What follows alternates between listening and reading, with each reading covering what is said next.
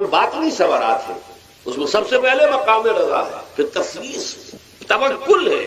آپ محنت کر رہے ہیں، محنت کر رہے ہیں، محنت کر رہے ہیں، نتیجہ نہیں نکلا. ایک نتیجہ یہ نکلے، ایک بچے نے بہت محنت کی، دن رات کام کیا، فیل ہو گیا امتحان. اب صدمے سے کمر ٹوٹ سکتی ہے، لیکن نہیں ہو سکتا ہے کہ اللہ تعالیٰ نے اسی میں میرے لیے خیر ہے. اس لیے کہ ہماری محنت سے کچھ نہیں ہوگا، ہمارے مادی وسائل سے کچھ نہیں ہوگا، ہوگا اللہ کے اذن سے، اللہ کی مرضی سے، اللہ کی مشیت سے. یہ ہمارے لیے خاص طور پر اس اعتبار سے بہت اہم نقطہ ہے. ہم سب راہ حق کے مسافر ہیں، اپنے اپنے بس پڑتے محنت کر رہے ہیں، وقت بھی صرف کر رہے ہیں، مال بھی صرف کر رہے ہیں، محنت کر رہے ہیں، مشقت کر رہے ہیں. لیکن فرض کیجئے جیسا کہ ہے پھر واقع، فرض کیا کیجئے، وہ تو واقع سامنے کی بات ہے، نتائج نکلتے نظر نہیں آ رہے، قدم نہیں بڑھ رہے ہیں، ہماری طرف لوگوں کا رجوع عام نہیں ہے. ٹھیک ہے، اس پر قطعاً بدل ہونے کی بات ہے. یہ اللہ تعالیٰ کی مشیت میں ہوگا، جب وہ چاہے گا تب ہوگا. ہمارا کام یہ کہ اپنا فرض ادا کیے چلے جائیں بس، اور نتیجے سے بالکل ذہن کو اپنے منقطع کر لیں، ذہن کا کوئی تعلق آپ کے نتیجے کے ساتھ نہ رہے. یہ جب تک کیفیت ہماری نہیں ہوگی، ہم اس راہ پر استقامت اور مدام اس پر محنت اور جد و جہد کرنا جو ہے وہ ہمارے لیے ممکن نہیں رہے گا. اس کے لیے میں اگر آپ کے سامنے رکھوں معاملہ کہ حضور صلی اللہ علیہ وسلم کے جو پہلے 10 برس ہیں، جب سے آپ کو آغاز ہوا ہے وحی کا، اس کے بعد سے پہلے 10 برس دن رات کی محنت، شدید مشقت، یہاں تک کہ اللہ بھی روک رہا ہے، نبی آپ اپنے آپ کو ہلاک کر لیں گے. اللہ کا باقی نفس کا اللہ یکونوا مؤمنین، کیا آپ اپنے آپ کو صدمے میں ہلاک کر لیں گے؟ یہ بات نہیں لا رہے، اس قدر صدمہ. لیکن اس کے ساتھ یہ ہے کہ یہ نہیں ہے کہ نتیجہ نہیں نکل رہا تو کام چھوڑ کے بیٹھ جائے. نہیں، معاف نتیجہ نہ نکلے تو حضرت نوح علیہ السلام کی عمر بھی اگر حضور کی ہوتی 950 برس کی حضور دعوت دیتے، آپ کا کام تھا، آپ کا فیصلہ. حضرت نوح علیہ السلام بھی تو آخر اللہ کے بندے تھے، اللہ کے رسول تھے، 950 برس تک دعوت دی. فلبث فیہم 1000 سنۃ الا 50 عاما. یہ تو ہم مانتے ہی نا، اگر قرآن کے اندر نص قطعی صریح الفاظ نہ ہوتے کہ 950 برس ہو گئے، ورنہ یہ بات سمجھ سے بالا تر ہے. عام طور پر معلوم ہوتا ہے کہ اس دور میں ابھی عمر زیادہ تھا. بہرحال جو میں نے عرض کیا تھا کہ دکھ جس سے انسان متاثر ہوتا ہے، اس کی ایک قسم وہ ہے کہ جو ہمارے ارادہ اور اختیار سے باہر اللہ کی مشیت سے، اللہ کے اذن سے، اللہ کی مرضی سے آتا ہے. اس کے لیے ہمارا کام صرف برداشت ہے. جو شے بھی ہمیں برداشت کی صلاحیت عطا کر دے وہی اس کا علاج ہے. جیسے آپ کو معلوم ہے کہ بخار بہت تیز چڑھا ہوا ہے، اس کی دوا نہیں ہے اسپرین یا کوئی اور پیراسیٹامول بخار کی شدت کو کم کر، وہ کوئی علاج نہیں ہے. علاج تو ہوگا اگر معلوم ہو کہ کون سے جراثیم ہے، کس کی وجہ سے ہے، اس کا صحیح اینٹی بایوٹک کون سا ہے وہ دیا، وہ علاج ہوگا. یہ علاج نہیں ہے، لیکن اس کی شدت کی کمی اور اس کے اندر جو احساس ہے جھیل جانے کا، وہ انسان کے لیے آسان ہو جاتا ہے. یہی مضمون آیا ہے سورہ حدید میں بھی، ما اصاب من مصیبت فی الارض ولا فی انفسکم. یہاں کھول دیا اس مضمون کو. میں نے عرض کیا تھا نا کہ یہ آفت سماوی بڑے پیمانے پر بھی ہو سکتی ہے، زمین میں یعنی زلزلہ آ گیا، فلڈ آ گیا، طوفان آ گیا. ولا فی انفسکم، خاص تمہاری جان میں، تمہیں بخار ہو گیا، تمہیں ٹی وی لگ گئی، تمہیں کوئی اور بیماری آ گئی، تمہیں کینسر ہو گیا، معاذ اللہ ہوتا آخر ہوتا ہے. دنیا میں انسانی زندگی کے ساتھ یہ ساری چیزیں لگی ہوئی ہیں. لیکن یہ چیزیں ما اصاب من مصیبت فی الارض ولا فی انفسکم، نہیں پڑتی تم پر کوئی پڑنے والی کوئی مصیبت، کوئی تکلیف، نہ پوری زمین میں بڑے پیمانے پر، نہ تمہاری جانوں میں انفرادی سطح پر، الا فی کتاب من قبل ان نبراها، مگر یہ کہ وہ تو ایک کتاب میں، کتاب اللہ کے علم کی کتاب، ام الکتاب، اس میں پہلے سے درج موجود ہے. یہ الٹپ نہیں ہو گیا، یہ اچانک نہیں ہو گیا. آپ اچانک سمجھتے ہیں کہ صاحب میں تو جا رہا تھا، اچانک ٹرک نے آ کے مجھے دھکا مار دیا. اچانک کوئی شے یہاں نہیں ہوتی. اس کائنات میں پتا تک نہیں ہلتا جب تک کہ اس نے رب نہ ہو. اچانک کا کیا سوال؟ تو در حقیقت جو ہوتا ہے وہ اللہ تعالیٰ کے علم میں پہلے سے ہے، علم کامل، ما کان وما یکون، جو کچھ ہوا جو کچھ ہوگا، مستقبل ماضی کل کا کل آنے واحد میں اللہ کے علم میں موجود. لہذا یہاں اچانک کچھ نہیں ہوتا، جو بھی آیا ہے اللہ کے علم سے، اور یہ پہلے سے اللہ کے علم کے اندر موجود تھا، لکھا ہوا تھا. الا فی کتاب من قبل ان نبراها ان ذلک علی اللہ یسیر. کہ تمہیں تو مشکل نظر آئے گا لیکن اللہ پر بڑا آسان ہے. اللہ کا علم کامل، ما کانا ما یکون کو آگی ہے. لکہ لا تاسوا علی ما فاتکم، تاکہ تم افسوس نہ کیا کرو ان چیزوں پر جو تم سے چھوٹ جائیں، جاتی رہے، چھن جائیں. کوئی موقع تھا ہاتھ سے نکل گیا، کوئی دولت تھی اس پر ڈاکہ پڑ گیا، کوئی اور مصیبت ہے وہ آ گئی، کوئی عزیز فوت ہو گیا، اکلوتا بیٹا تھا فوت ہو گیا وغیرہ۔ ماں فاتکم، فات سے ہی فوتیدگی ہے نا، جو شے بھی نکل جائے چلی جائے ہاتھ سے جاتی رہے، چاہے وہ کوئی آپ کا عزیز تھا جو فوت ہو گیا تو آپ کے ہاتھ سے نکل گیا، یا کوئی مال تھا جو آپ کے قبضے سے نکل گیا، ڈاکہ پڑ گیا، چوری ہو گئی، نقصان ہو گیا کاروبار میں بہت بڑا، اس پر افسوس نہ کیا۔ اگر افسوس کرو گے تو اس کا مطلب کیا ہوگا کہ تمہیں اللہ پر اعتماد نہیں، یا تم سمجھتے ہو کہ اللہ کے سوا بھی کوئی ہے کہ یہ کام کر سکتا؟ کائنات میں تو ایک ہی کی مرضی چلتی ہے، وہ ہے اللہ۔ لہذا اگرچہ وہ کسی کے ذریعے سے تکلیف آپ کو پہنچی ہے، کسی نے آپ کو پتھر مارا ہے، وہ پتھر ہو سکتا ہے آپ کو نہ لگتا، لگ گیا ہے تو اللہ کے فیصلے سے لگا ہے، اس کا باپ بھی نہیں پتھر مار سکتا آپ کو اگر اللہ کا اذن نہ ہو۔ لہذا آپ پتھر مارنے والے کو بھی مجرم سمجھیے، ٹھیک ہے، اس سے بھی قصاص لینے کا آپ کو حق ہے، لیکن یہ جان لیجئے کہ جو آیا ہے پتھر وہ اذن رب سے آیا ہے۔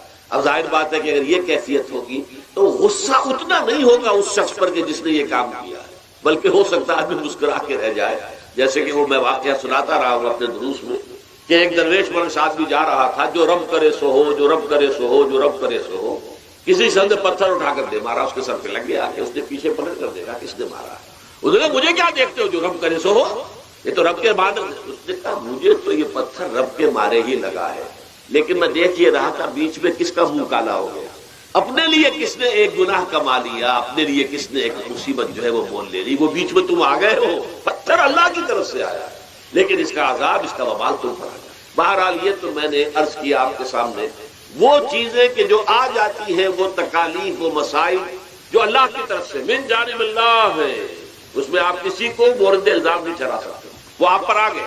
دوسری تکلیف وہ ہے جن کے لیے فارسی میں کہتے ہیں خود کردہ، اپنے ہاتھوں جو مصیبتیں آتی ہیں۔ اس کے لیے میں نے آپ کو سورہ شورى کی آیت سنائی، ما اصابکم من مصیبت فبما کسبت ایدیکم ویعفو عن کثیر، جو مصیبت بھی تم پر آتی ہے انسانوں، وہ تمہارے اپنے ہاتھوں کے کرتوتوں کی وجہ سے آتی ہے، اور ابھی تو اللہ بہت سی چیزوں کو تو معاف بھی کرتا رہتا ہے، ہر تمہاری غلطی پر پکڑتا نہیں ہے، ہر خطا کے اوپر تمہیں سزا نہیں دیتا ہے، کوئی سزائیں معاف بھی کرتا رہتا ہے، عفو و درگزر سے بھی کام لیتا ہے، بہت متحمل اور حلیم بھی ہے، بہت رحیم اور غفور بھی ہے اور کریم بھی ہے۔ لیکن یہ کہ یہ جان لو کہ ایک مصیبت وہ ہے جو تمہاری اپنی پیدا کرنے میں، بما کسبت ایدیکم، تمہارے اپنے ہاتھوں کی کمائی۔ یہ کون سی خود کردہ؟ یہ در حقیقت ہے اجتماعی نظام جو انسان بناتا ہے، اس اجتماعی نظام کو غلط کر کے اگر اس نے اپنے لیے مصیبتیں کھڑی کر لی، مصیبت ہے لیکن یہ مصیبت تمہارے اپنے ہاتھوں کی لائی ہوئی، تم نے نظام غلط بنایا ہوا ہے، تم نے دولت کی تقسیم غلط کی ہوئی ہے، اللہ نے تو رزق پیدا کر دیا اور سب کے لیے کافی ہے، یہ تم نے کیا ہے کہ ایک طرف کچھ لوگوں کے کھتے بھرے ہوئے ہیں اور ایک طرف کوئی فاقے سے مر رہا ہے، یہ خود کردہ ہے، یہ ہمارا کبھی ہے، یہ تم نے نظام غلط بنایا ہے، یہ جو نظام کے اندر خرابی ہے یہ تمہاری اپنے کرتوت ہے، تم نے خود نظام کے اندر غلطی رکھی ہوئی ہے، ناانصافی گھولی ہوئی ہے، اس کا زہر گھولا ہوا ہے، یہ تمہارے اپنے کرتوتوں کی وجہ سے، اور اس کا علاج تمہیں کرنا پڑے گا خود، اور وہ علاج کیا ہوگا؟ اس نظام کو صحیح قائم کرو، اللہ کا دیا ہوا نظام، نظام عدل و قسط۔ یہی وجہ ہے کہ سورہ حدید کی جو آخری آیت میں نے پڑھی تھی وہ کیا تھی؟ اللہ تعالیٰ فرماتا ہے کہ ہم نے تو اپنے رسولوں کو بھیجا اس لیے، کتابیں نازل اس لیے کی، لقد ارسلنا رسلنا بالبینات، ہم اپنے رسولوں کو بھیجتے رہے معجزوں کے ساتھ، واضح نشانیوں کے ساتھ، وانزلنا معهم الکتاب والمیزان، ان کے ساتھ ہم نے کتاب اتاری، میزان اتاری، یہ سارا کچھ ہم نے کس لیے کیا؟ لیقوم الناس بالقسط، تاکہ لوگ عدل پر قائم ہوں۔ اب اگر تم نے اس عدل کے نظام کو چھوڑ کر اللہ کے دیے ہوئے نظام کو تج کر تم نے خود اپنا نظام بنا لیا، تو ظاہر بات ہے سرمایہ دار جب نظام بنائے گا تو وہ مزدور کے بارے میں نہیں سوچ سکتا، اسے تو اپنی مصلحتیں نظر آئیں گی، اس کے سامنے تو اپنا نفع ہوگا، جتنا زیادہ سے زیادہ نفع کما لو، جتنا ان مزدوروں کا خون نچوڑ سکو نچوڑ لو۔ زمیندار نظام بنائے گا تو وہ بیچارے کاشتکار، مزارے، ہاری، اس کی مصلحت نہیں دیکھ سکتا، وہ تو کہے گا مجھے اپنے بچوں کو انگلستان بھیجنا ہے تعلیم کے لیے، مجھے اپنے لیے جو ہے اسلام آباد میں بھی بنگلہ بنانا ہے اور پری میں بھی بنانا ہے، اور پھر مجھے تو ایئر کنڈیشن بنگلے چاہیے ہر جگہ پر، وہ تو اپنے مصلحت کو دیکھے۔ وہ غریب کے ساتھ کیا بیت رہی ہے جو دن رات کی محنت اور مشقت کر رہا ہے، جس نے ہل چلایا ہے، جس نے بیج ڈالا ہے، جس نے پانی دیا ہے، جس نے فصل کی دیکھ بھال کی ہے، جس نے پھر فصل کاٹی ہے، اس کے لیے تو بمشکل 2 وقت کا گزارا، وہ بھی بمشکل، اور اس کے علاوہ نہ اس کے بچے کے لیے علاج معالجے کی کوئی سہولت ہے، نہ اس کی اولاد کے لیے تعلیم کی کوئی کا بندوبست ہے، لیکن یہ کہ اسی کی محنت کے نتیجے میں عیش اڑا رہا ہے وہ زمیندار اور جاگیردار، ان کے محل ہیں، ایئر کنڈیشنڈ ہیں، ان کے بچے انگلستان اور امریکہ میں تعلیم حاصل کرتے ہیں، اب آگے بڑھ کر انہوں نے کارخانے دار بھی وہ بن گئے، وہی لوگ ہیں کہ جو اعلیٰ تعلیم حاصل وہ کرتے تھے وہی بیوروکریٹس بنتے ہیں، انہی میں بڑے بڑے افسر آئیں گے۔ عام آدمی جو ہے وہ تو شاذ نکل آتے ہیں، کچھ لوگ بہت ذہین بچے بھی ہوتے ہیں، غربا کے بچے بھی ہوتے ہیں، کبھی کبھی نکل آتے ہیں، لیکن وہ تو کوئی ایک دو دانے ہوں گے ایسے جو بہت ہی انتہائی طور پر غیر معمولی طور پر ذہین ہو۔ عام بچہ کہاں کرے گا، کیسے جائے گا؟ لہذا وہ پیچھے رہ جائے گا، وہ جونیئر کلرک ہوگا یا بہت تیر مارے گا سینئر کلرک ہو جائے گا، اپر گریڈ کلرک ہو جائے گا، لوور گریڈ کلرک سے بڑھ جائے گا۔ اللہ اللہ خیر صلی اللہ، یہ کمشنر کون ہوں گے، ڈپٹی کمشنر کون ہوں گے، تو ظاہر بات ہے اسی، سیکریٹری کون ہوں گے، یہ 22 گریڈ والے کون ہوں گے، 21 گریڈ والے کون ہوں گے، ان کی اکثریت پوری لوگوں میں سے ہوگی۔ اس حوالے سے یہ جو غلطی، یہ جو دکھ ہے، یہ دکھ تمہارا اپنا پیدا کرتا ہے، اور خود کردہ رہا علاج نہیں، اس کا علاج اور کچھ نہیں ہے جب تک کہ تم خود اپنے طرز عمل کو نہیں بدلو گے۔ اب یہ جو دکھ ہے میں اس کو سے چند کو آپ کے سامنے گنوانا چاہتا ہوں۔ دیکھیے، سب سے پہلا دکھ جو دنیا میں انسان نے خود پیدا کیا سماجی سطح پر، یہ پیدائشی طور پر نیچ ہے اور یہ پیدائشی طور پر اونچا ہے، یہ مسلی ہے اور یہ سید ہے۔ ہمارے ہاں تو پھر بھی اللہ کا فضل ہے کہ اتنا زیادہ فرق و تفاوت نہیں، ہندوؤں میں یہ شودر ہے اور یہ برہمن ہے، علم حاصل کرنا برہمن کا حق ہے، شودر کا حق ہی نہیں ہے۔ اور شودر کے کان میں اگر اشلوک بھی پڑ جائے کہیں بغیر ارادے کے، کہیں جا رہا تھا اور کہیں گیتا کے اشلوک ہو رہے تھے، اس نے سن لیے، تو اس کی سزا کیا ہے؟ سیسا جو ہے اس کو پگھلا کر اور وہ اس کے کان میں ڈال دیا جائے تاکہ سماعت ہی ختم ہو۔ دنیا میں یہ کس نے کیا بھائی؟ یہ خود انسان نے کیا، یہ ظلم انسان اپنے اوپر ڈھا رہا ہے، یہ اونچ نیچ اس نے خود بنائی۔ ہمارے ہاں بھی ہے، اتنی نہیں ہے۔ مسلی کا کیا مقام ہے آپ کے معاشرے؟ سید کچھ بھی ہو، بدمعاش ہو، زانی ہو، سید ہے، اس نے تو جھک کر اس کے گوڑے کو ہاتھ لگائے گا۔ لیکن یہ کہ دوسرا شخص جو ہے مسلی، کتنا ہی نیک ہو، بھلا ہو، پارسا ہو، وہ برابر جو ہے چارپائی پر بھی بیٹھنے کا حقدار تھا۔ یہ ساری اونچ نیچ ہم نے پیدا، اللہ نے نہیں کیا تھا۔ اللہ نے تمام انسانوں کو مساوی پیدا کیا۔ اللہ کے رسول یہ فرما کر گئے، لا فضل لعربی علی عجمی ولا لعجمی علی عربی ولا لأحمر علی اسود ولا لأسود علی احمر الا بالتقوی کلکم بنو آدم وآدم من تراب۔ دیکھو، کسی عرب کو کسی اجمی پر فضیلت نہیں ہے، کسی اجمی کو کسی عرب پر کوئی فضیلت نہیں ہے، کسی گورے کو کسی کالے پر فضیلت نہیں ہے، کسی کالے کو کسی گورے پر فضیلت نہیں ہے، الا بالتقوی۔ یہ اگر فضیلت ہے تقوی، کون خدا ترس زیادہ ہے، کس کے اخلاق زیادہ بلند ہے، کون نیک اور پارسا زیادہ ہے، کون لوگوں کی خدمت زیادہ کرتا ہے، اس کے اعتبار سے درجہ بلند ہوگا۔ پیدائشی طور پر تمام انسان بالکل مساوی۔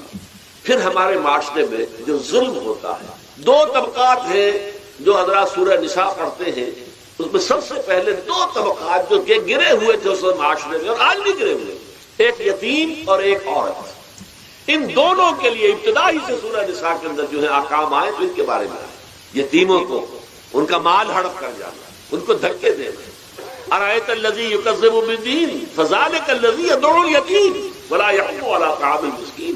تم نے کبھی غور کیا اس شخص پر جو کہ جزا و سزا کا منکر ہے؟ وہی ہے کہ جو یتیم کو دھکے دیتا ہے، یتیموں پر ظلم ہوتا ہے، وہ آپ کے معاشرے میں پستے ہیں، پٹتے ہیں، ان کا کوئی والی وارث نہیں، ان کی طرف سے کوئی پوچھنے والا نہیں، وہ بولنے والا نہیں۔ اور پھر یہ کہ اگر اس کا باپ کو مال چھوڑ گیا ہے تو وہ چچا کھا جائیں گے، کوئی اور ولی کھا جائیں گے، ختم کر دیں گے، ہڑپ کر جائیں گے۔ جس پر قرآن مجید کہتا ہے کہ ان الذین یاکلون اموال الیتامی ظلما انما یاکلون فی بطونہم نارا۔ یقیناً وہ لوگ جو یتیموں کا مال ناحق ہڑپ کرتے ہیں وہ اپنے پیٹوں میں آگ کے انگارے بھر رہے ہیں۔ بس یصلون سعیرا۔ اور یہاں تو دنیا میں جو آگ کے انگارے ہیں وہ محسوس نہیں ہو رہے، آخرت میں ایک طرف وہ آگ کے انگارے ظاہر ہو جائیں گے جو اندر سے جلائیں گے، اور ایک طرف جہنم کی آگ باہر سے جلائے گی۔ یہ دو طرفہ جنم جو ہے ان کو برداشت کرنی پڑے گی۔ ظاہر بات ہے یہ ہمارا اپنا کیا ہوا ہے، یہ اللہ کی طرف سے نہیں ہے، یہ ہم نے نظام غلط بنایا ہے، ہم نے اطوار اپنے برے کر لیے۔ اور دوسرا طبقہ خواتین کا، عورتوں کا۔ سب سے بڑا ظلم اس معاشرے میں کیا ہے؟ جو بچپن ہی سے احساسات کے اوپر ایک بوجھ بن جاتا ہے بچیوں کے، کہ بیٹے کو افضل سمجھتے ہیں، بیٹی کو جو ہے گھٹیا سمجھتے ہیں۔ اس قدر ناانصافی، اس قدر ناانصافی۔ اسی باپ کے نطفے سے بیٹا بھی ہے اور بیٹی بھی ہے، اسی ماں کے رحم میں بیٹے نے بھی پرورش پائی ہے، بیٹی نے بھی پرورش بعضکم من بعض، قرآن کہتا ہے تم سب ایک دوسرے میں سے ہو، کوئی فصل نہیں، کوئی گھٹیا نہیں۔ اللہ تعالیٰ نے، اللہ کے نبی نے کسی بیٹے کی پرورش پر کوئی اجر و ثواب نہیں بتایا، ہاں 2 یا 3 بیٹیوں کو پال پوس کر، تہذیب سکھا کر، پھر ان کی شادی کر کے ان کے گھروں میں پہنچا دیا، جنت کی ضمانت اللہ تعالیٰ دے رہا۔ اور سب سے بڑی بات یہ کہ سب سے زیادہ محبوب انسان حبیب اللہ محمد ہے صلی اللہ علیہ وسلم، اور محمد کو اللہ نے بیٹے نہیں دیے، دیے بھی تو لے لیے، بیٹیاں دی، 4 بیٹیاں دی، اور کتنی محبت کرتے تھے محمد صلی اللہ علیہ وسلم کی بیٹیوں سے، خاص طور پر حضرت فاطمہ سے، وہ تو آپ سیرت میں پڑھیے کتنی محبت، کس قدر محبت، سب سے چھوٹی تھی شاید کی۔ بہرحال پہلی بات تو یہ بچپن ہی سے وہ دعویٰ پڑھنا شروع ہو جاتا ہے بچیوں کے ذہنوں پر کہ ہم کو گھٹیا ہیں، ہمارے بھائی بڑھیا ہیں، ہمارے والدین جو ہیں ان سے زیادہ محبت کرتے ہیں، ہم سے نہیں کرتے۔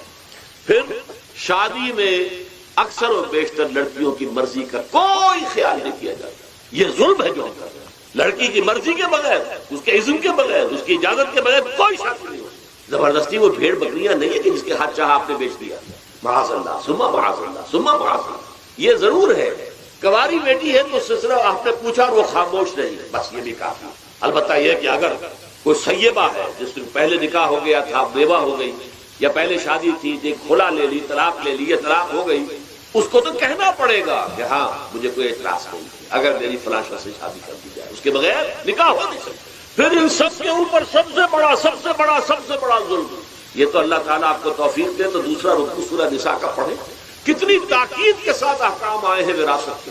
وراثت مما قل منہ او کثر، چاہے زیادہ مال کسی نے چھوڑا ہو چاہے تھوڑا سا چھوڑا ہو، لیکن وراثت کے احکام جو ہیں ان کو نافذ کرنا ہوگا۔ نصیبا مفروضا، یہ اللہ کی طرف سے حصے ہیں جو مقرر کر دیے گئے ہیں۔ لیکن ہمارے معاشرے میں کون ہے جو بیٹیوں کو دینے کو تیار ہو اور بہنوں کو دینے کو تیار ہے؟ مجھے تو حیرت ہوئی تھی، مالا کنڈ میں آپ کو معلوم ہوگا ایک دفعہ بڑی تحریک چلی تھی شریعت کے نفاذ کی، مولوی صوفی محمد صاحب بڑے نیک آدمی ہیں، بہت، اس میں کوئی شک نہیں، 80,000 کا مجمع لے کر جلوس لے کر وہ چل پڑے تھے اسلام آباد کی طرف۔ جیسے ابھی اکرم آوان صاحب نے دھمکی دی تھی کہ 3 لاکھ میرے پاس ہیں، لیکن وہ 3 لاکھ میں سے وہ تو ان کے ہاں جمع جو ہوئے 5 سے 6 ہزار آدمی جمع ہوا تھا، لیکن یہ تو 80,000 کو مالا کنڈ سے لے کر اور دریائے اٹک تک تو پہنچ گیا تھا۔ اللہ کا بندہ 80,000 کا کام وہاں روکا گیا۔ لیکن ان سے بھی جب میں نے جا کر بات کی کہ مولانا شریعت آپ نافذ کروانا چاہتے ہیں، لیکن کیا آپ بچیوں کو بھی وراثت کا حق دینے کو تیار ہیں؟ کیا نہیں، یہ تو رواج کا معاملہ ہے۔ میں نے کہا لا حول ولا قوت الا باللہ، اگر یہ رواج کا معاملہ ہے تو باقی چیزیں بھی رواج کی ہیں، پھر شریعت بدل چکی ہے، اب شریعت کا رواج نہیں رہا، ساری شریعت چھوڑ دیجیے آپ۔ لیکن ان کی نیکی کی بات ہے یہ کہ پہلے توجہ کبھی ان کی ادب نہیں ہوئی، لیکن میری یہ بات جو ہے ان کو لگ گئی ان کے دل کو۔ اگلی مرتبہ جب ان سے ملنے گیا تو انہوں نے کہا کہ اب میں نے بیعت لینی شروع کی ہے لوگوں سے کہ وہ اپنی بیٹیوں کو بھی حق دیں گے، وراثت کے اندر تقسیم کر کے دیں گے۔ لیکن یہ کہ اس وقت تک انہوں نے کہا تھا ابھی کل 28 آدمیوں نے بیعت کی ہے، وہ 80,000 سے بیعت یہ لینی آسان کام نہیں ہے۔ 80,000 کو جوش دلا کر شریعت کے نام پر لا کر ٹکرا دینا یہ آسان کام ہے، لیکن 80,000 سے یہ بیعت لینا کہ پورے شریعت پر عمل کریں گے یہ بہت مشکل۔ یہی تو وجہ ہے ہمارا قافلہ اگر سست گام ہے تو کیوں ہے؟ ہم یہ کہتے ہیں کہ پہلے میدان میں آنے سے پہلے اپنی ذات پر اپنے گھر میں دین نافذ کرو، پھر باہر نکلو، اپنی معاش اور اپنی معاشرت پر اسلامی شریعت نافذ کرو، پھر باہر آ کر اسلام کا نعرہ لگانے کا تمہیں حق پہنچتا ہے، ورنہ نہیں۔